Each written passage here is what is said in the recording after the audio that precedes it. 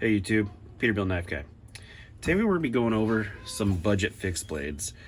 This happens to be a Marbles one that I ended up breaking literally 30 seconds after Amazon delivered it. And you can hear my stupid ass neighbors in the background. But what I want to talk about is a lot of people hate on budget knives. Some deserve it, some don't. I know I talk a lot of crap on my channel. God, some people take it seriously and some people can laugh about it. I'm just having a good time. I love doing this stuff. Talking crap is kind of my thing. I do construction for a living, and honestly, you gotta have thick skin to deal with construction workers and all the crap that is just handed to you every day, and you gotta be able to hand it back. And it's just something that I've done literally since I was, 19 years old, so 20 years now I've been doing construction with a bunch of foul-mouthed sailors with, grumpy attitudes, and you just can't take life too seriously. And some of my videos, like my last one, I had a guy message me and then unsubscribe because he said I was doing my subscribers dirty by talking crap about them. But what he doesn't realize is I'm not talking crap about my subs. My subs are awesome. I'm talking about the trolls. Anybody who has a YouTube channel knows about trolls. They are everywhere. And the shit talking that I'm doing is about trolls, not my subs. I love my subs. They're awesome. They're the reason I keep doing this. But anyways, back to this. This knife is an example of a very crappy budget blade. It looked cool. It had this leather stacked handle. I'll put a picture in right here. But yeah, so as soon as I got this, I literally was like, wow, that's cool, and I grabbed it and I could take the handle and go, rear, rear, rear. I'm like, what? And it's all boop, snaps. It was literally, if you can look right here, you can see this welded on. That's a nut, or that was like an all thread bolt that was welded on. So the tang, which I think I have the guard. Yep, I have the guard. So here's the original guard. And then after this was leather stack and a pommel. And man, I mean, that is a 1/4 inch rod. That is not strong. I mean, if anybody knows or ever had a 1/4 inch, you can literally bend them.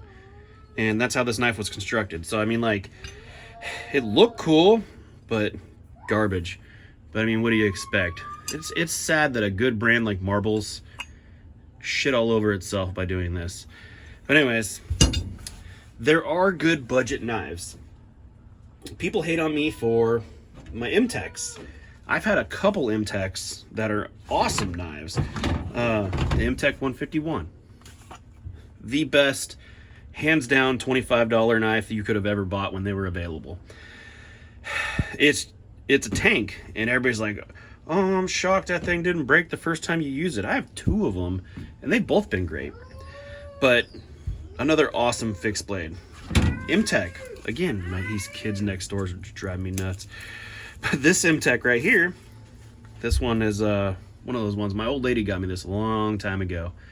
And it was like a Big 5 special, if you have Big 5s available. But I mean, it's got a nice thick stock.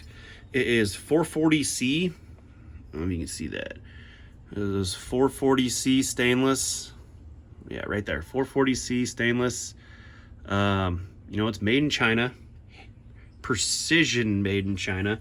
But this thing's a freaking tank. I mean, I beat the crap out of this over the years just playing with it. It's a good knife. I mean, if you're into this Tom Brown tracker type stuff, which I'm really not, but it's a solid knife. You really can't hurt it. It's gonna go dull. But I mean, I don't care how expensive your knife is. It'll go dull.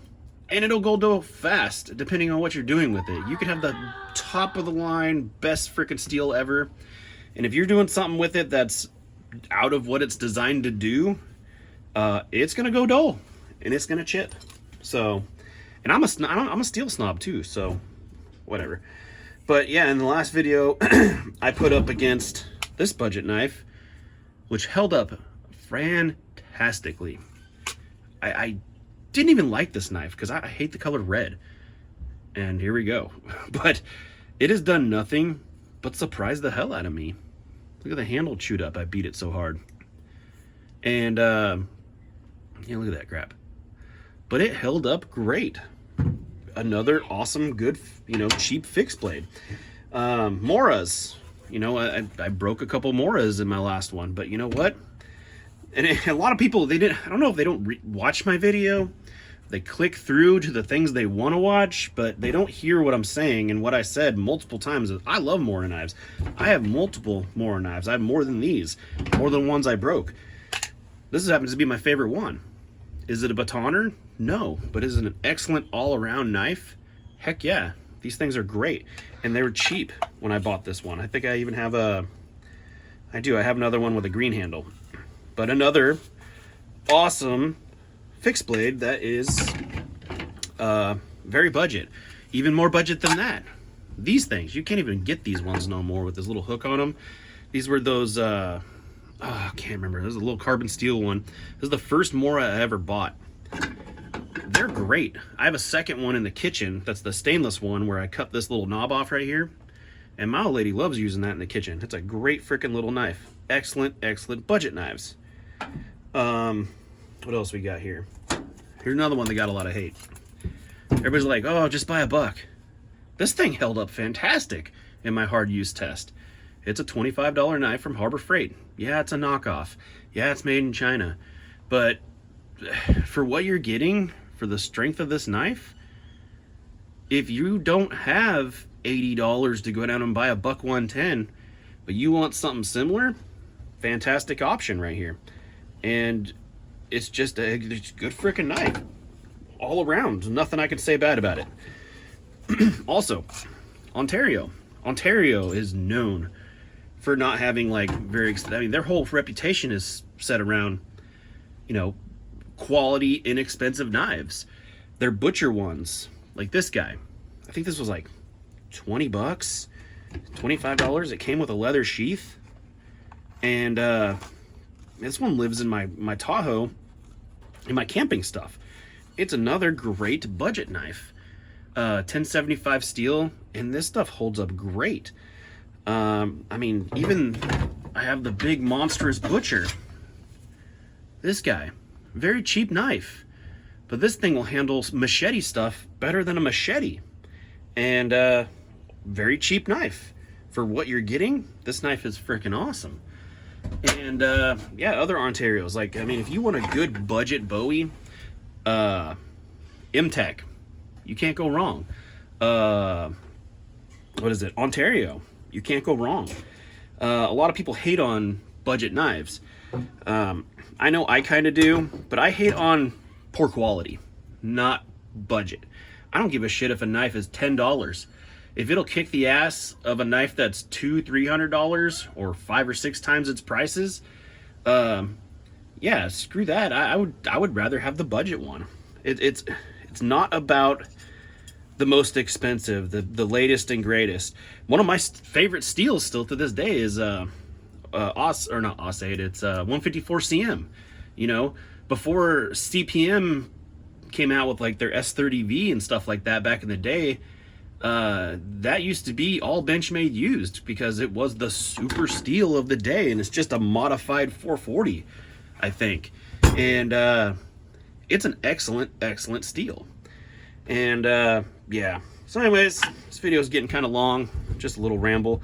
But budget knives, I mean, I don't care what your budget is. If you have a low budget or a high budget, you should own a bunch of these things. They're great, but be careful because there is some stupid ones like this. This was I honestly bought this knife for the sheath, and this was before I was even making sheaths, so that was stupid on my part, but it had a cool sheath. I wanted to use the sheath for my my Ontario SP10, and yeah, it didn't work out, as you could tell. But anyways, everybody's having a good weekend, and thank you for watching.